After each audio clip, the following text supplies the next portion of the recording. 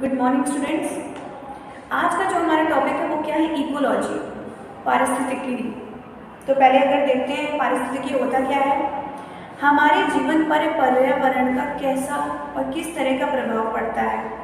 मतलब हमारा जो संबंध है वो पेड़ पौधों से और हमारा जो पूरा एटमॉस्फेयर है, पूरा माहौल है हमारा पर्यावरण का, नेचर का, प्राकृतिक चीज़ों से, तो हम उसे किस तरह से संबंध रखते हैं और वो हमारे ऊपर किस किस तरह का प्रभाव डालता है, हमारे विकास में, हमारे सोचने समझने की शक्ति में।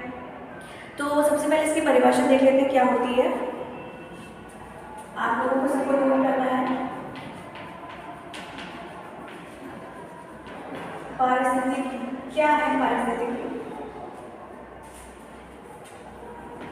इस शब्द का प्रयोग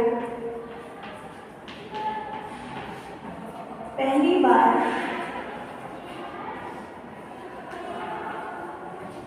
बार किसने किया था? एच रेटर नामक एक व्यक्ति थे, उन्होंने क्या किया था, ये शब्द पहली बार पारिस्थितिकी का शब्द इस्तेमाल किया था। एच रेटर, इस शब्द का प्रयोग पहली बार एच रेटर ने किया था।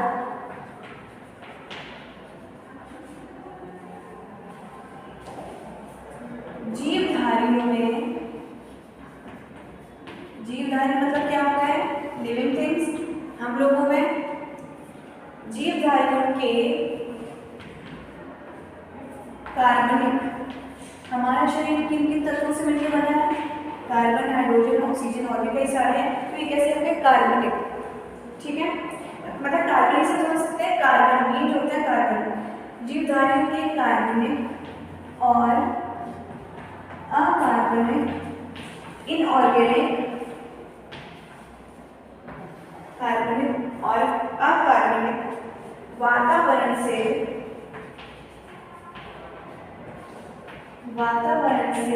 बने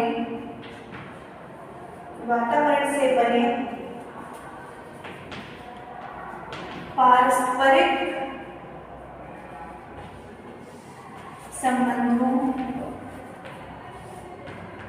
संबंधों का अध्ययन ही क्या कहलाएगा? पारिस्थितिकी, इकोलॉजी।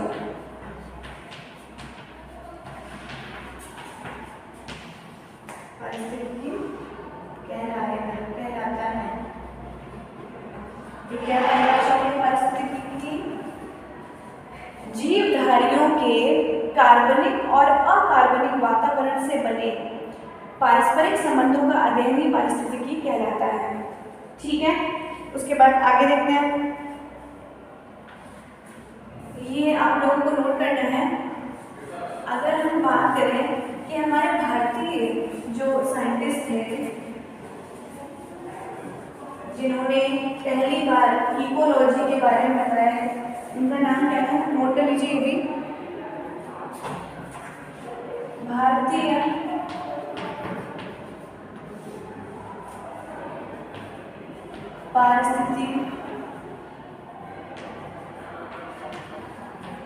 भारतीय पारिस्थितिकी के जनक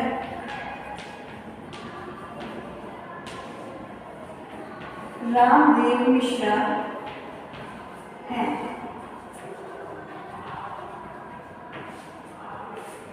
रामदेव मिश्रा हैं, ये आप लोगों को नोट करना है। रामदेव मिश्रा हैं। अब हमें बात करनी है कि पर्यावरण क्या होता है। पर्यावरण तो सबको पता है कि हमारा वातावरण, हम जहाँ रहते हैं, जैसे कि हम अपने घर में रहते हैं तो घर भी हमारे एक तरह से क्या है? हमारा वातावरण। ठीक है, और हमारा घर कहाँ पर है? कहीं ना कहीं कोई जगह होगी और जगह के आसपास पेड़ पौधे सब कुछ होगा। हमारे पूरे पर्यावरण में क्या है? सारी गैसेज है, ऑक्सीजन है, तो जो कि हमको सरवाइव करने में, जीने के लिए मदद करती हैं। तो हम बात करते हैं पर्यावरण की। तो सबसे पहले पर्यावरण का तो आपको लिख ही लेंगे डेफिनेशन जो है उसकी परिभाषा, जो जीवों के प्रत्यक्ष और अप्रत्यक्ष रूप से प्रभावित करते हैं। इनडायरेक्टली या डायरेक्टली पर्यावरण हम लोगों के जीवन पर प्रभाव डालता है। ठीक है, अब बात करते हैं पर्यावरण कितने प्रकार के हो सकते हैं। पर्यावरण के प्रकार इसमें आपको समझने का है कि कैसे होते हैं।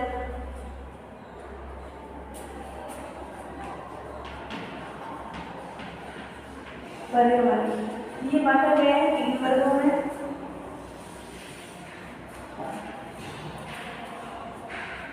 पहला है भौतिक,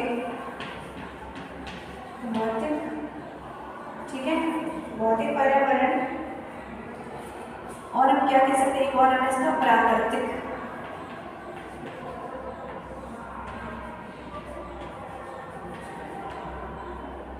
प्राकृतिक या भौतिक पर्यावरण ये क्या होता है, इसमें कि जैसे हम कहते हैं ना कि भूमि, जल, ताप, प्रेशर, टेम्परेचर, इन सब से मिलकर क्या बनता है भौतिक पर्यावरण। तो इसके उदाहरण क्या हो जाएंगे, भूमि, जल, ताप, अग्नि, और क्या हो सकता है विकिरण आदि। ये किसमें आ गया, भौतिक पर्यावरण में।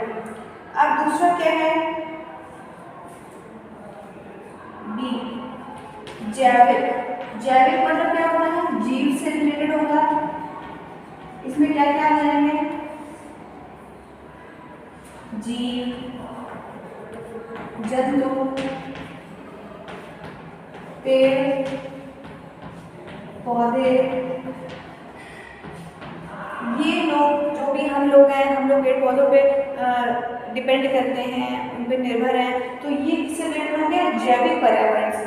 ठीक, उसके बाद देख लेते हैं आगे कि जैविक भी 2 में डिवाइड है। पहला कौन सा हो जाएगा, जीव पर्यावरण, और एक क्या हो जाएगा,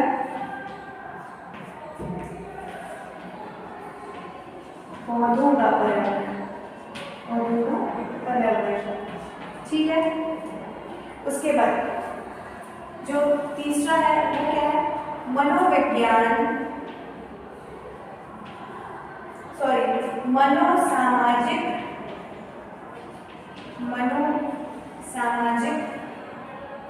पर्यावरण। ये आ जाता है इसको और इसको छोड़कर जो भी हमारे पास बचा वो किसमें आ जाए, मनोसामाजिक में। सामाजिक मतलब क्या होता है, सोशल होना, मतलब कि पॉलिटिक्स और अध्ययन, राजनैतिकता, और जो भी हम अपने नियम कानून बनाते हैं, ये सब किसमें आ जाएंगे, मनोसामाजिक पर्यावरण में। जैसे कि उदाहरण देख लेते हैं, राजनैतिक, ठीक है, राजनैतिक अध्ययन मतलब पढ़ाई वगैरह, अध्ययन, आर्थिक, पैसे कमाने से संबंध होगा इसका, आर्थिक, धार्मिक, इन सारे क्षेत्रों से जो भी संबंधित होगा पर्यावरण वो किसमें आ जाएगा, मनोसामाजिक पर्यावरण में। ठीक है, तो इसमें क्या होता है, मेनली एक पॉइंट और इसमें है कि मनोसामाजिक पर्यावरण किस पे डिपेंड होता है, मतलब किस पे प्रभाव डालता है, मानव के विकास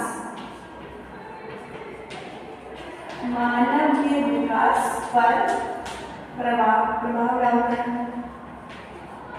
ठीक है, तो ये था हमारा पर्यावरण के वर्ग कितने होते हैं। अब कुछ क्वेश्चन से नोट कर लो।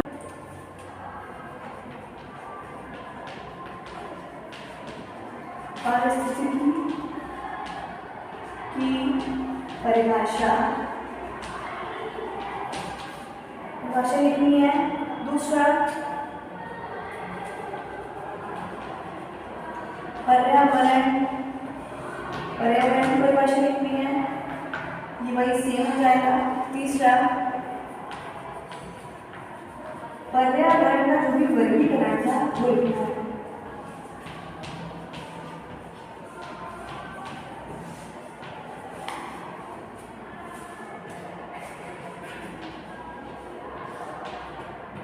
पर्यावरण का वर्गीकरण लिखना है। इसके आगे का टॉपिक हम नेक्स्ट वीडियो में कवर करेंगे।